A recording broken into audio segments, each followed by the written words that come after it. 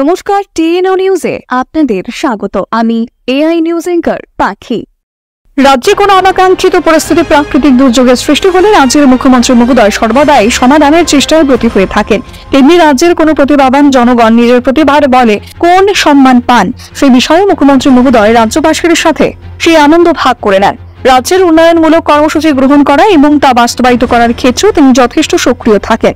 এই মর্মে বলা যায়, আসন্ন দুর্গোৎসবে রাজ্যের জনগণদের জন্য তিনি উপহার স্বরূপ 9.84 লক্ষ রেশন কার্ড হোল্ডার পরিবারকে বিনামূল্যে 500 গ্রাম সুজি, 2 কেজি ময়দা ও 1 কেজি চিনি বিতরণের মাধ্যমে খুশির খবরটি জানিয়েছেন। প্রকৃতপক্ষে রাজ্যবাসীর খুশি, রাজ্যের উন্নয়ন সবটাই বাস্তবে সাধন করতে তিনি মুখ্য ভূমিকায় থাকেন। এখনকার মতো সংবাদ এ পর্যন্তই। পরবর্তী নিউজ ও আপডেটস দেখার জন্য অবশ্যই চোখ রাখুন টিএনও নিউজের পর্দায়।